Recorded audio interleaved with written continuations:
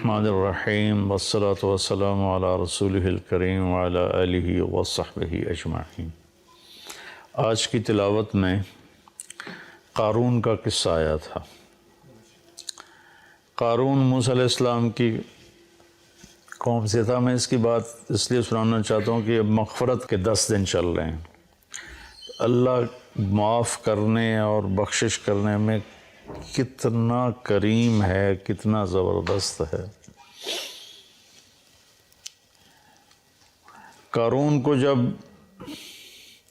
قارون سے جب موسیٰ علیہ السلام نے زکوٰۃ کا مطالبہ کیا تو ان کی زکوٰۃ تھی 10%، 100 میں 10 روپے۔ ہماری ہے 100 میں 2.5 روپے، ان کے تھے 100 میں 10 روپے۔ اور اس کے خزانوں کی چابیاں پوری جماعت اٹھاتی تھی۔ اس نے حساب کیا تو وہ تو بے شمار بنا، تو اس کی نیت خراب ہو گئی۔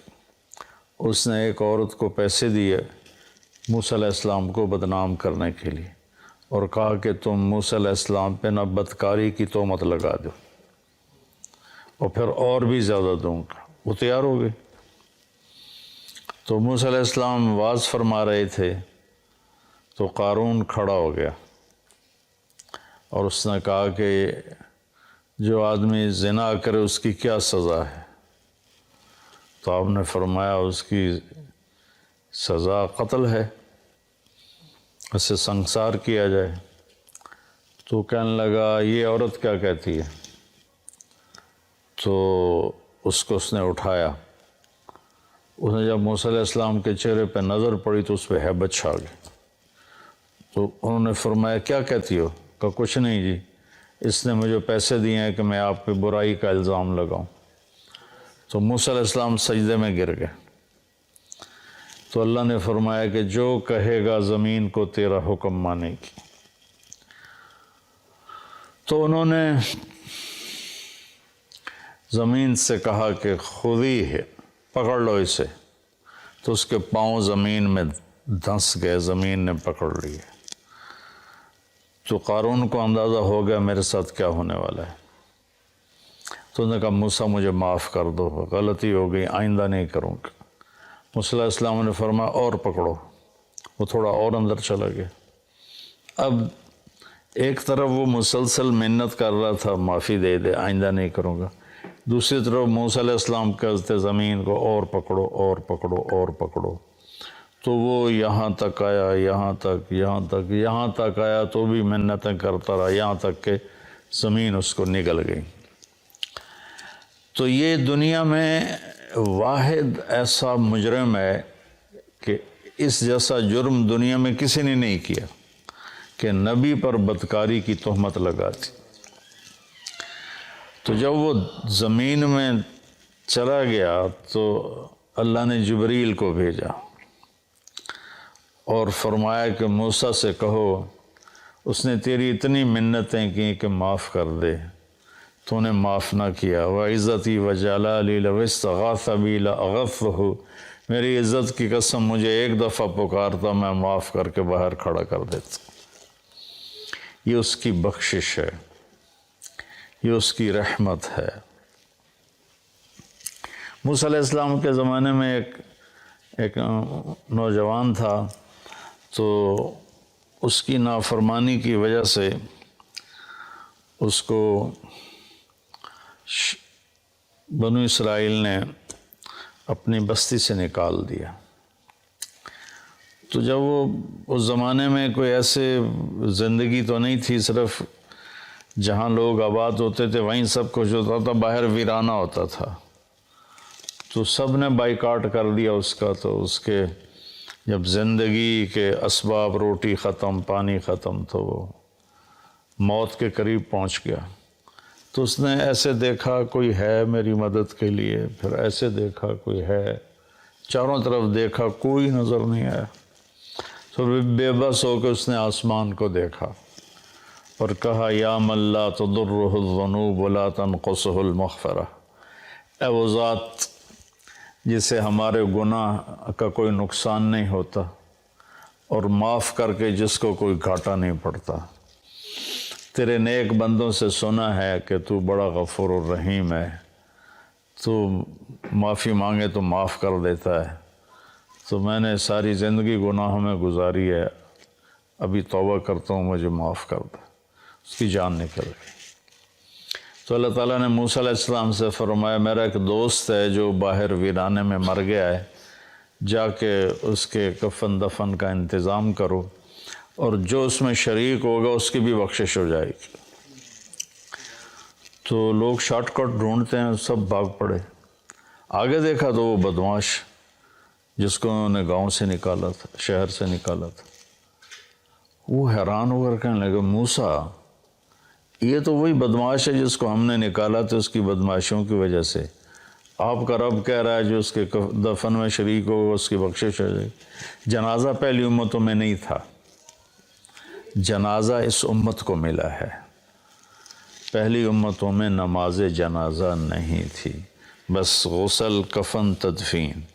اللہ نے ہمیں اپنے فضل سے یہ دولت نصیب فرمائی، اور اللہ کے نبی نے خوشخبری سنائی 40 آدمی کسی کے جنازے میں جمع ہو جائیں تو اللہ اس کی بخشش کر دیتا.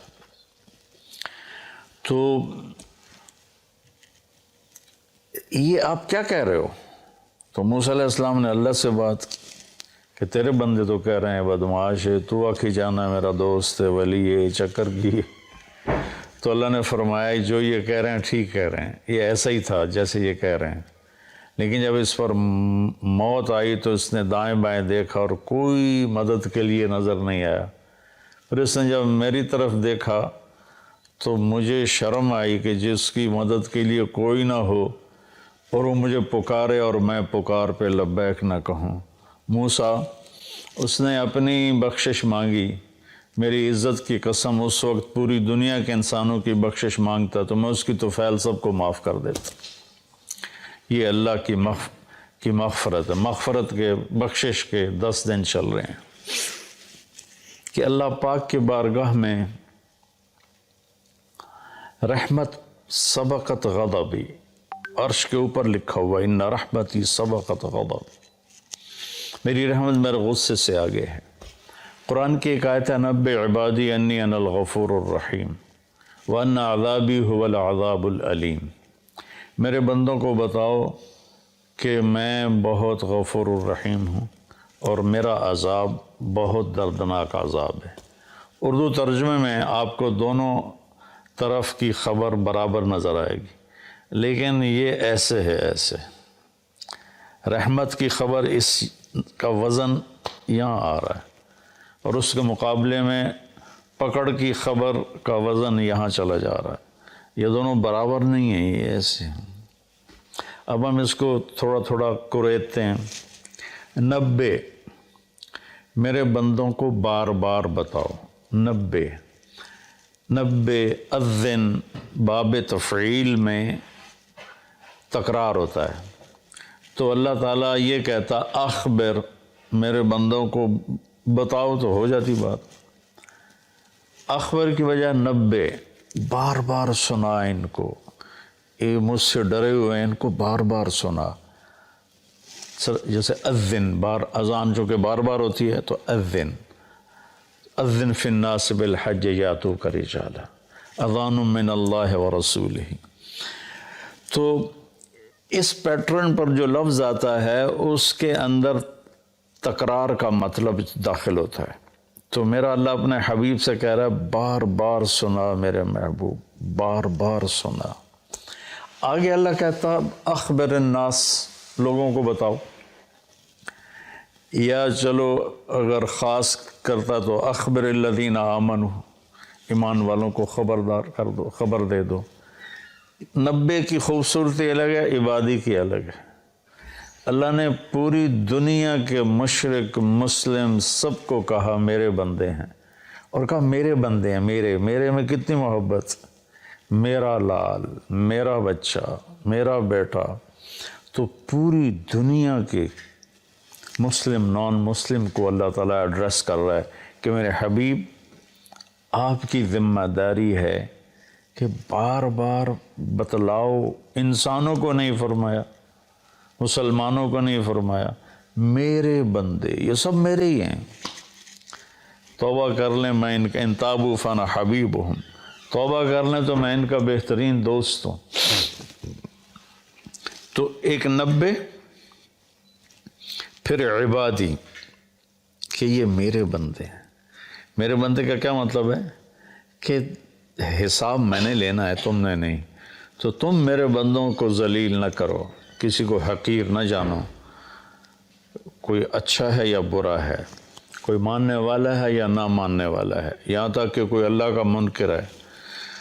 تو اللہ تعالیٰ کہتا ہے تمہیں اجازت نہیں دے رہا کہ تم ان کو کسی طرح بھی ذلیل کرو یا حقیر جانو. یہ فیصلہ میں نے کرنا ہے، تمہارے اس ہاتھ میں یہ فیصلہ نہیں ہے. تو عبادی میں کتنی خوبصورت بات اللہ نے کہی کہ میرے بندے، میرے بندے. ماں کے لہجے میں کہتے ہیں نا صدقے، میں تو والی نہیں پہ آمدہ. تو میرے بندے ایک 90، ایک میرے بندے.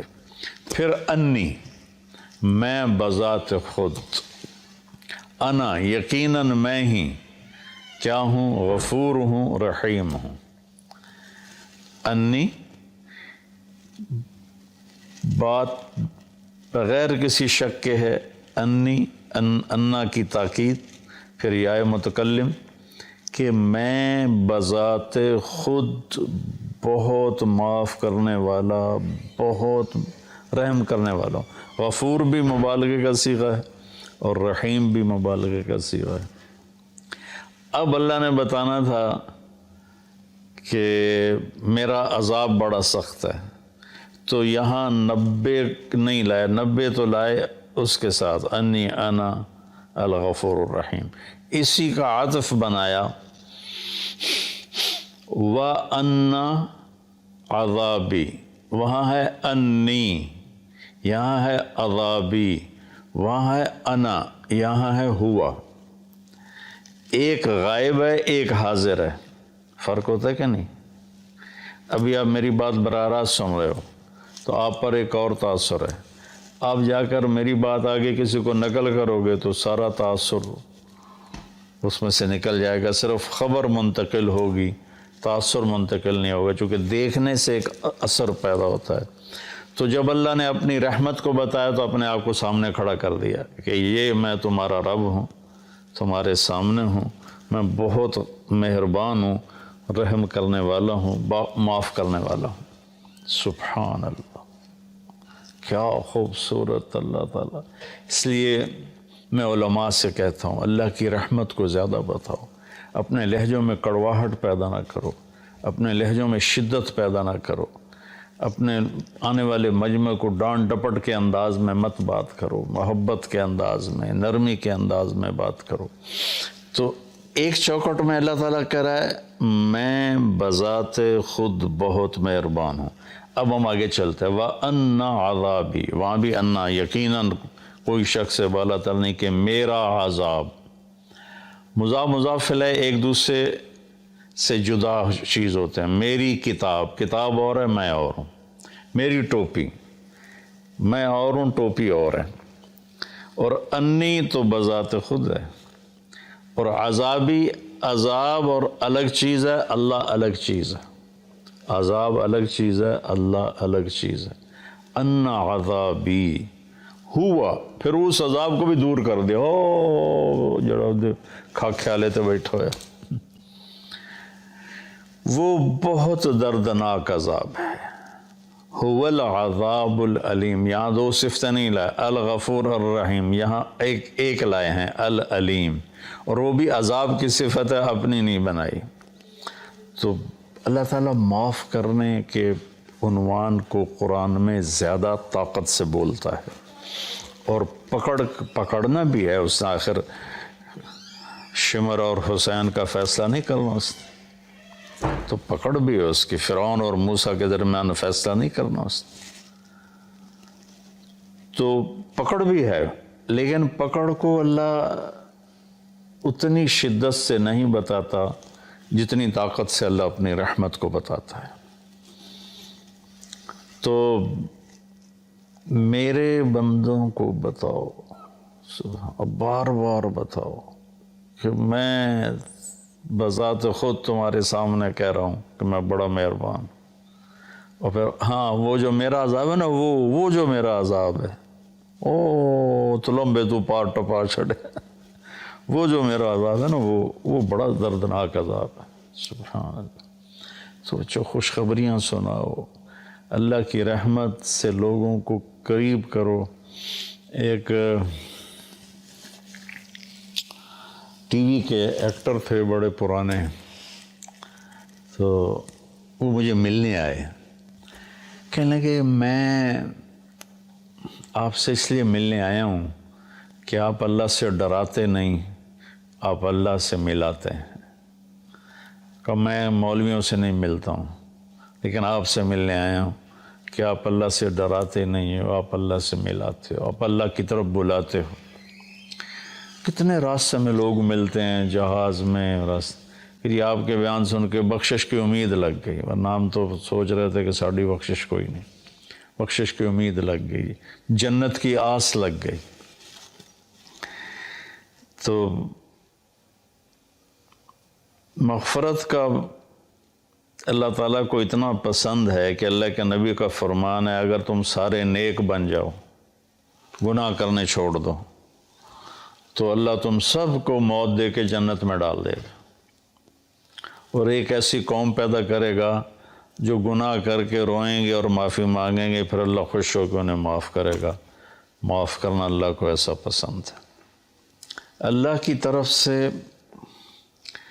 جو اپنے بندوں کے لیے رحیم، ارحموا من فی الارض یرحمکم من فی السماء، تم زمین والوں پہ رحم کھاؤ اللہ تم پہ رحم کھائے. دوسرا آیا سورہ وہ کیا ہے عنکبوت میں، احسب الناس ان یترکوا ان یقولوا آمنا وہم لا یفتنون، کہ کلمہ پڑھنے کے بعد تم آزمائے نہ جاؤ، یہ خیال دل سے نکال دو. وَلَقَدْ فَتَنَّ الَّذِينَ مِن قَبْلِكُمْ فَلَيَعْلَمَنَّ اللَّهُ الَّذِينَ صَدَقُوا وَلَيَعْلَمَنَّ الْكَاذِبِينَ.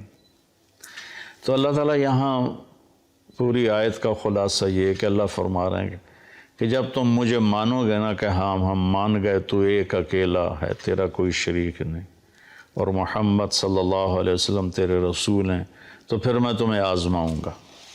اس کے لیے جو لفظ استعمال کیا نا وہ ہے فتنہ، یفتنون. فتن کہتے ہیں سونا پگھلانا، فتان عربی میں سنار کو کہتے ہیں، گولڈ سمتھ جس کو ہم انگریزی میں کہتے ہیں، سنار کو عربی میں فتان کہتے ہیں، سونا کو پگھلانے والا. بعض چیزوں کی میل کچیل دور ہو جاتی ہے پانی سے، پیٹرول سے صاف ہو جاتے ہیں. بعضی چیزیں ایسی ہوتی ہیں جن کے میل اندر گھسی ہوتی ہے، وہاں پانی نہیں پہنچتا، پیٹرول نہیں پہنچتا، اس کو پھر پگھلانا پڑتا ہے. جو دھاتوں کے اندر میل ہے وہ پانی سے نہیں دھلتی. لوہے میں اندر زنگ پھنسا ہوا ہے، سونے میں کھوٹ. میں نے ایک دفعہ پورا پروسیس دیکھا تھا سنار کے پاس بیٹھ کر کہ اس نے سونے کی ٹکی کو پگھلایا، پھر اس میں سے کھوٹ کو الگ کیا، خالص کو الگ کیا. یہ سارا میری آنکھوں دیکھا ہے. تو